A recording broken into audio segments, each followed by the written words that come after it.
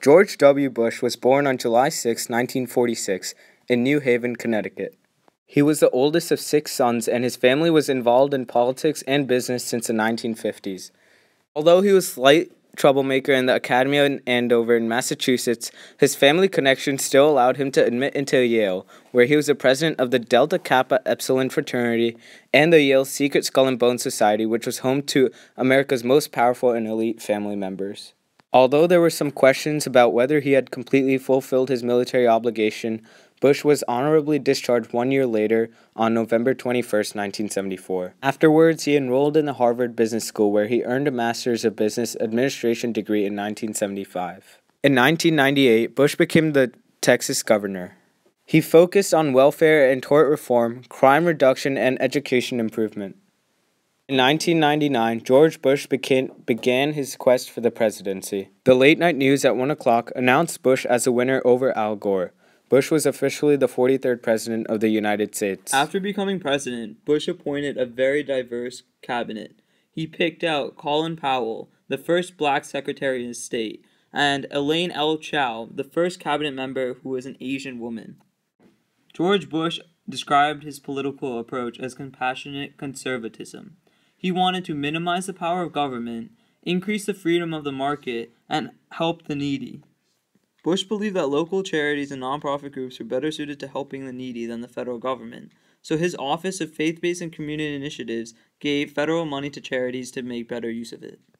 Bush was two-faced on the subject of stem cell research. He decreed that only pre-existing stem cell lines could receive federal funding, but the government would not fund the destruction of embryos to obtain more stem cells.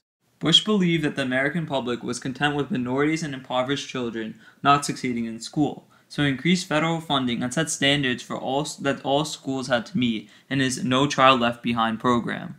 Bush's presidency was plagued by the financial crisis of 2008. During this crisis, there was an economic slowdown, there was decreased consumer spending, a lot of banks failed, and the Dow Jones Industrial Average fell. This entire thing was caused by the housing market crisis, in which high mortgages and real estate prices led to a huge defaulting in loans across the American public. Bush tried to solve the problem by passing the Economic Stabilization Act.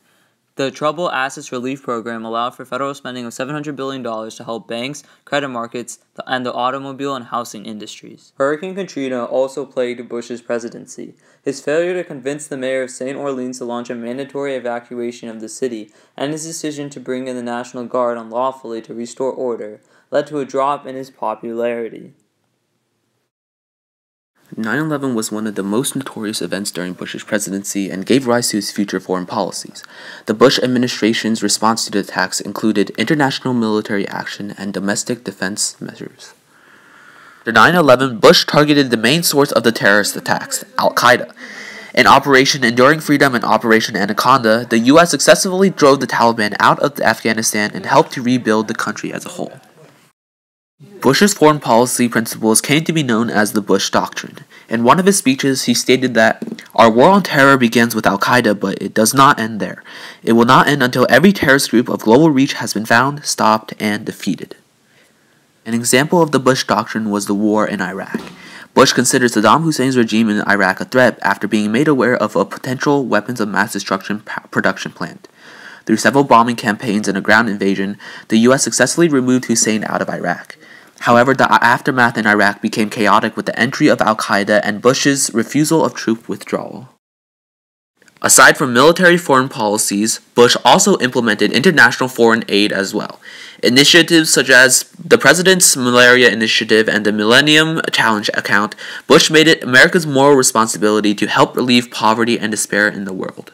In 2002, Bush signed the No Child Left Behind Act, which made each student take their own statewide exam every year. It also allowed for each state to have their own highly qualified teachers in every school. This was replaced in 2015 when Obama signed the Every Student Succeeds Act. In 2001, Bush signed the Patriot Act, which gave the U.S. the power to deter terrorism around the world with investigatory tools. It was extended by 4 years by Obama, and that was called the USA Freedom Act. In his last few months as president, the stock market crashed, leaving a lasting impression on Bush's presidency. Bush also signed in the AIDS Relief in Africa project, which helped lessen the death rate by AIDS by 10% in these countries. Bush's Iraq War costed almost $6 trillion, which put the U.S. in massive debt. And on the other hand, Bush's Afghanistan War costed $468 billion. And there are also many landmines, shells, and bombs still unexploded all around Afghanistan. As we can see here, Bush's legacy still exists in Afghanistan, causing more deaths even today. Legacy on America. While he had many great accomplishments, such as the AIDS relief in Africa and his attempt to bolster the economy, his presidency was plagued by the financial crisis of 2008 and his failure to respond to 9/11 and Hurricane Katrina.